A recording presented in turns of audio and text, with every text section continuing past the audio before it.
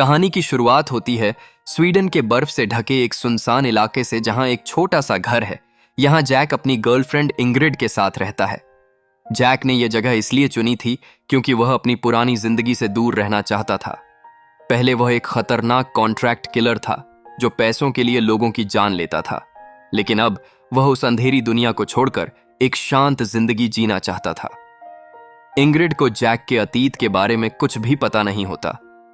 उसके लिए जैक एक सीधा साधा इंसान था।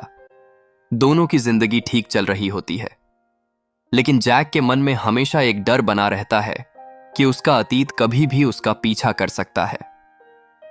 एक दिन जब दोनों बर्फ में घूम रहे होते हैं, तब उन्हें जमीन पर कुछ पैरों के निशान दिखाई देते हैं। इंग्रिड इसे सामान्य समझती है, लेकिन जैक तुरंत समझ जाता है कि यह किसी शिकारी के नहीं बल्कि किसी ऐसे इंसान के हैं जो उनका पीछा कर रहा है। उसे खतरे का एहसास हो जाता है और वह तुरंत इंग्रिड को वहां से हटने के लिए कहता है। दोनों एक चट्टान के पीछे छुप जाते हैं। तभी अचानक गोलियां चलने लगती हैं। अब जैक को यकीन हो जाता है कि कोई उसे मारने आया है।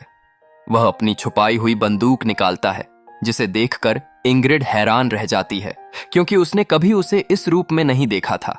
जैक बिना समय गंवाए आगे बढ़ता है और एक सटीक निशाने में हमलावर को खत्म कर देता है। अब इंग्रिड उससे सवाल करने लगती है कि वह असल में कौन है और उसके पास हथियार क्यों है। वह पुलिस को बुलाने की बात करती है, लेकिन जैक उसे मना करता है क्योंकि वह नहीं चाहता कि उसकी असली पहचान सामने आए। इंग्रिड डर के कारण पुलिस को बुलाने पर अड़ी रहती है। तब मजबूर होकर जैक उसे जाने देता है, लेकिन जैसे ही वह आगे बढ़ती है, जैक एक फैसला लेता है और उसे भी मार देता है क्योंकि अब वह उसकी सच्चाई जान चुकी होती है। यह पल जैक के लिए बेहद भारी होता है, लेकिन उसके लिए अपनी पहचान बचाना सबसे जरूरी होता है। कुछ दूरी पर एक और आदमी मौजूद होता है जो पहले हमलावर का साथी होता है। जैक उसे भी ढूंढकर खत्म कर देता है। अब जैक समझ जाता है कि यह सिर्फ शुरुआत है और आगे और लोग उसके पीछे आ सकते हैं, इसलिए वह तुरंत वहां से निकलने का फैसला करता है। वह स्वीडन छोड़कर इटली पहुंचता है, जहां वह अपने पुराने संपर्क पावेल से मिलता है। जैक उसे सब कुछ बताता है। पावेल उसे चेतावनी देता है कि उसे अकेले रहना होगा क्योंकि किसी पर भरोसा करना उसके लिए खतरनाक हो सकता है।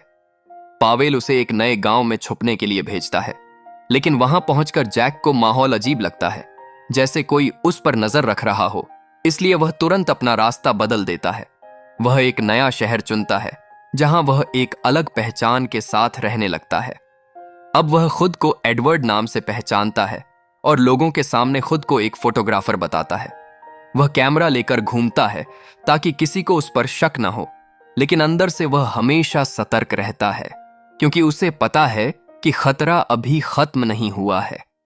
एक दिन उसकी मुलाकात एक पादरी से होती है जो उसकी बातों से समझ जाता है कि जैक कुछ छुपा रहा है।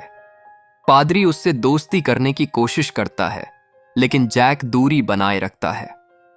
जैक अपने अतीत को भूलने की कोशिश करता है, लेकिन इंग्रिड की याद उसे अंदर से तोड़ती रहती है।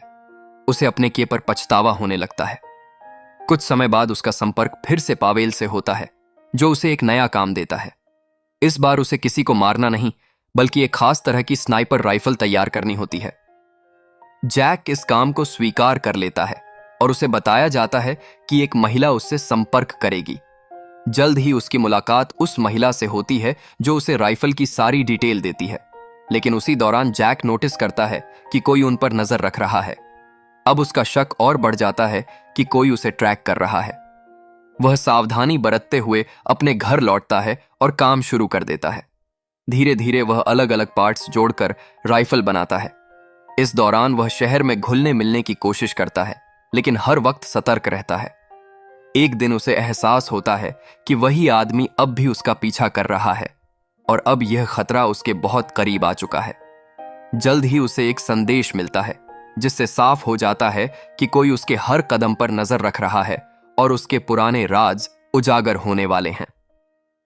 अब जैक समझ जाता है कि उसे जल्दी फैसला लेना होगा। या तो वह यहां से भाग जाए या फिर इस खतरे का सामना करे। लेकिन इस बार मामला पहले से ज्यादा खतरनाक है क्योंकि अब शिकारी और शिकार के बीच की दूरी बहुत कम रह गई है और अब शुरू होता है असली खेल।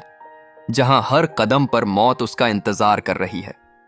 अगर आपको ऐसी खतरनाक और सस्पेंस से भरी कहानियां पसंद हैं तो चैनल को सब्सक्राइब जरूर करें।